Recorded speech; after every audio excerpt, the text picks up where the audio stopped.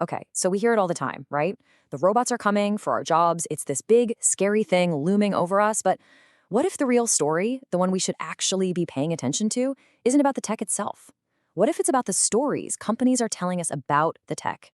The official story, that glossy press release, it often hides something, well, a lot messier. There's this huge gap between what companies say they're doing and what's actually happening. And that's what we're going to dig into right now. Because what's going on behind the scenes, that's what really counts. Yeah, it turns out that for a lot of companies, this isn't really about innovation. Nope.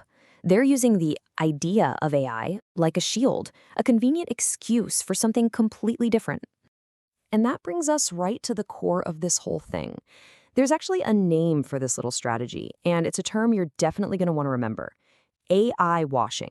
So, what does that even mean? Well, here's the deal. It's basically when a company takes old school, unpopular moves, things like layoffs or restructuring, and they slap a shiny, high tech label on it. They call it an AI transformation to sound super innovative, but really, it's just plain old cost cutting in a fancy new disguise.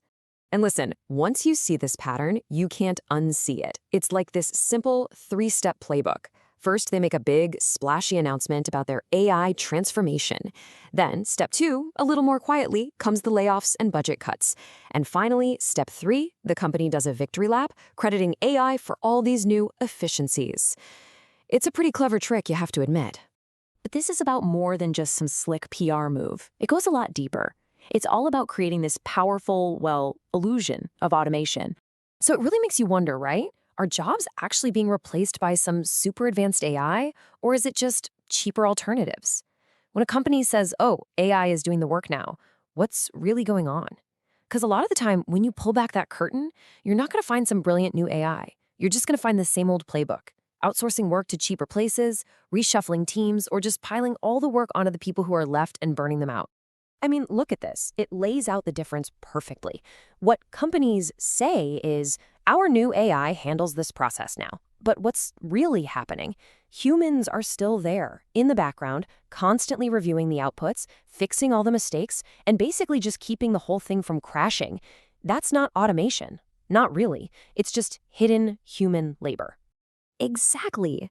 So the workload hasn't actually gone anywhere. It's just been hidden. It's kind of like a magic trick where the company makes all this work seem to vanish into thin air, but it's not gone. It's just been swept under the rug.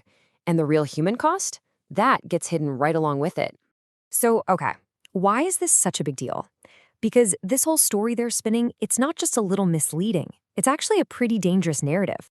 Think about the real costs here. I mean, the ripple effects are huge. First off, you've got skilled, experienced people losing their jobs. Then, the employees who are left, they're totally overwhelmed, picking up all the slack, which leads to massive burnout. The company loses all this expertise, this incredible brain drain, which actually makes them less innovative in the long run. And on top of all that, investors are being fed this completely false story about how cutting-edge the company is. And this quote really just hits the nail on the head. That's not transformation, that's panic disguised as progress. It perfectly captures what's going on. This isn't some bold, strategic leap into the future.